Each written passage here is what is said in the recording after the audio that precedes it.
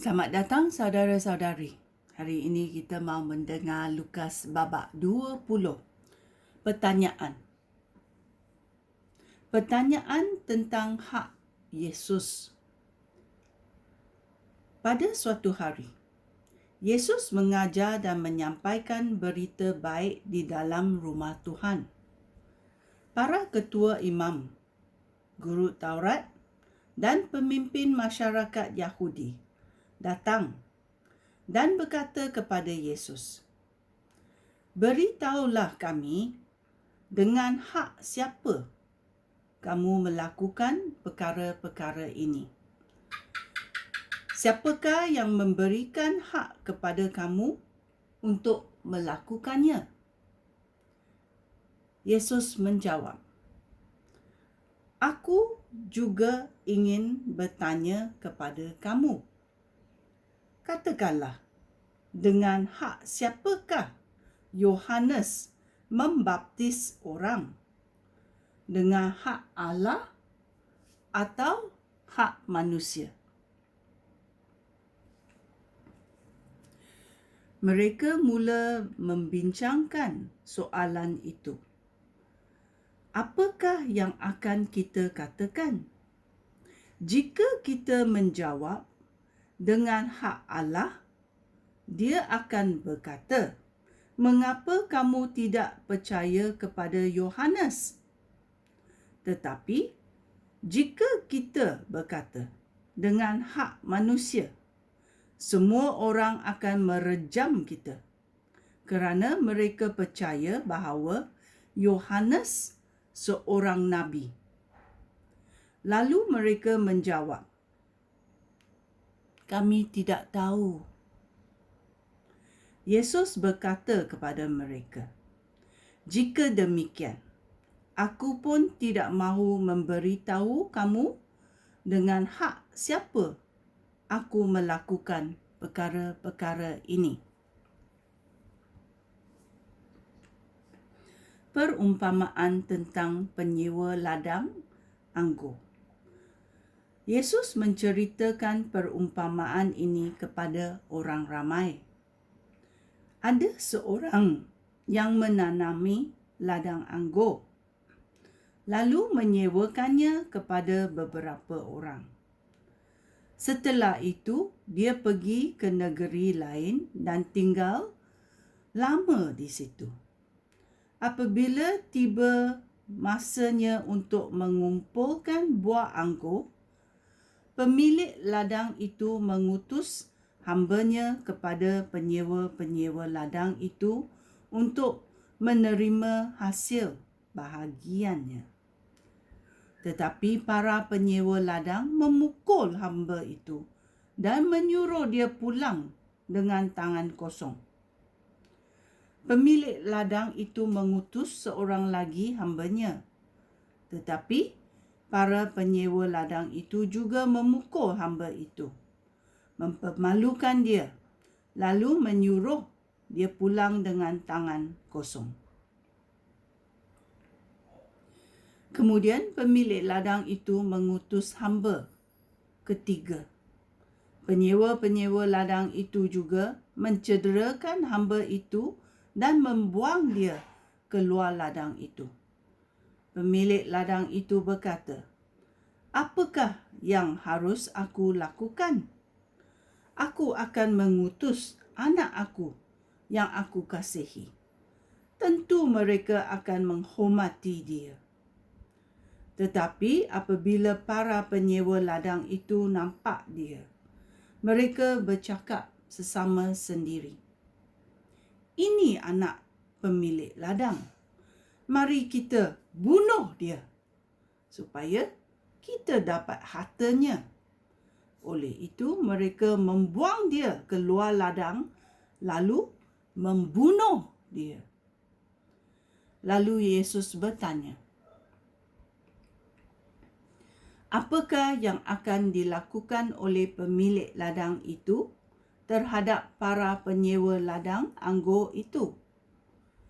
Dia akan datang dan membunuh semua penyewa ladang itu, lalu menyerahkan ladang itu kepada penyewa-penyewa lain.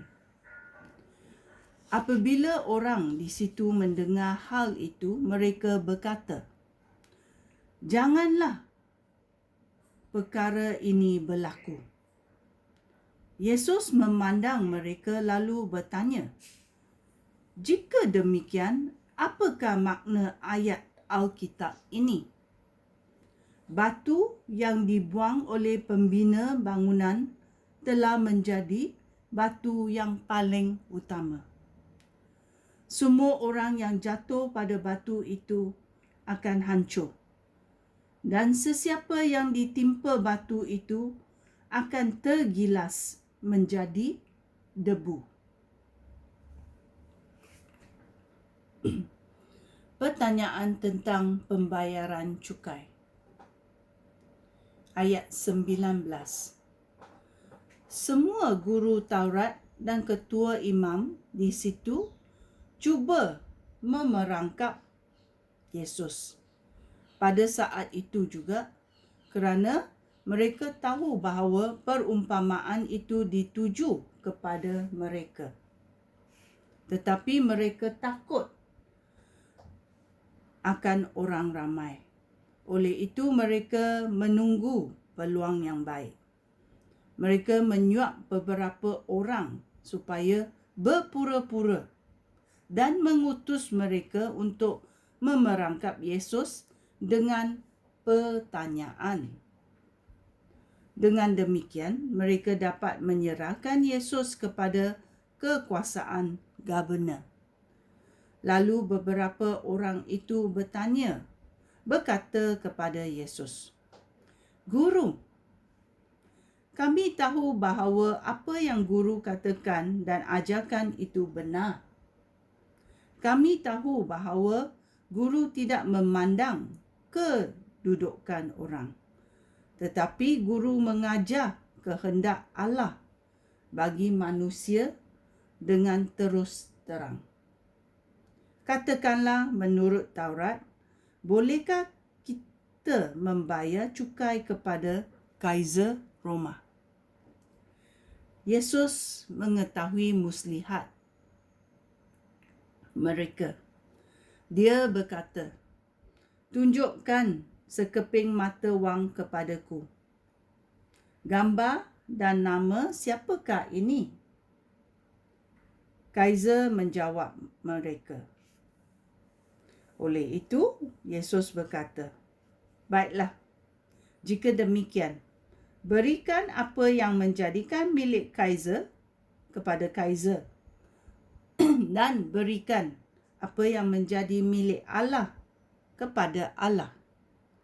Mereka tidak dapat mencari kesalahan Yesus di hadapan orang ramai.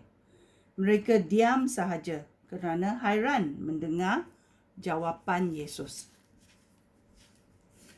Pertanyaan tentang kebangkitan daripada kematian. Ayat 27.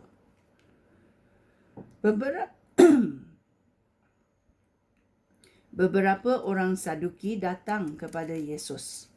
Mereka berpendapat bahawa orang mati tidak akan bangkit semula. Mereka bertanya kepada Yesus, "Guru, Musa memberi kita hukum berikut. Jika seorang lelaki meninggal tanpa mempunyai anak, maka saudara lelakinya mesti berkahwin dengan balunya supaya orang yang sudah meninggal itu mendapat keturunan. Dahulu ada 7 orang adik-beradik. Yang sulung berkahwin tetapi meninggal tanpa mempunyai anak. Lalu saudara kedua berkahwin dengan balu itu tetapi dia pun meninggal tanpa mempunyai anak. Hal yang sama berlaku kepada saudara ketiga dan seterusnya sehingga saudara ketujuh. Mereka semua meninggal tanpa mempunyai anak. Akhirnya, balu itu meninggal. Pada hari kebangkitan orang mati. Isteri siapakah wanita itu? 7 orang adik-beradik itu sudah berkahwin dengan dia. Yesus menjawab, lelaki dan perempuan yang hidup sekarang ini berkahwin.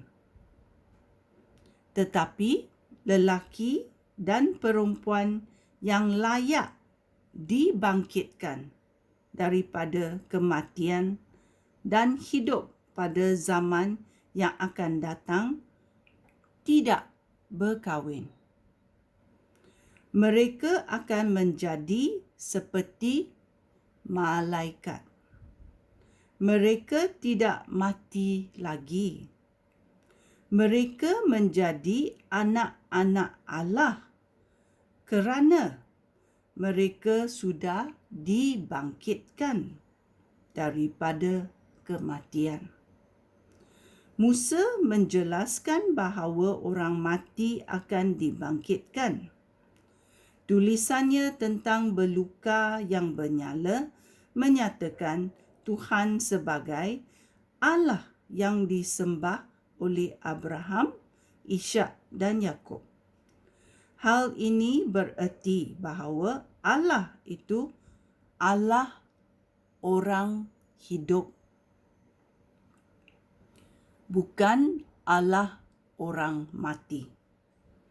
Kerana Allah menganggap mereka semua hidup. Beberapa orang guru Taurat berkata, sungguh baik jawapan guru. Mereka tidak lagi berani menanyakan apa-apa kepada Yesus. Pertanyaan tentang penyelamat. Ayat 41. Yesus bertanya kepada mereka, bagaimanakah orang dapat mengatakan bahawa penyelamat yang diutus oleh Allah itu keturunan Daud? Daud berkata di dalam kitab Mazmur, Tuhan berfirman kepada Tuhan aku, duduklah di sebelah kanan aku, sehingga aku menaluki musuh kamu ke bawah kaki kamu.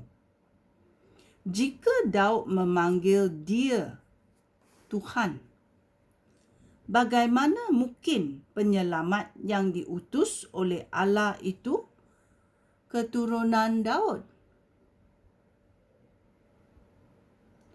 Nasihat supaya berhati-hati dengan guru Taurat. Ayat 45. Sementara semua orang mendengarkan kata-katanya, Yesus berkata kepada pengikut-pengikutnya, berhati-hatilah dengan guru Taurat. Mereka suka berjalan-jalan dengan memakai jubah panjang dan suka dihormati orang di pasar. Mereka memiliki tempat terbaik di dalam rumah ibadat dan di majlis jamuan. Mereka memperdaya balu dan merampas rumah mereka. Kemudian berpura-pura berdoa dengan berpanjangan. Mereka akan menerima hukuman yang amat berat. Ya. Ini adalah Lukas babak 20. Nasihat supaya berhati-hati dengan sikap guru Taurat. Ada guru Taurat yang baik, ada guru Taurat yang bersikap sedemikian. Kita mesti was-was dengan sikap guru-guru Taurat. Okey, sekian. Terima kasih. Shalom.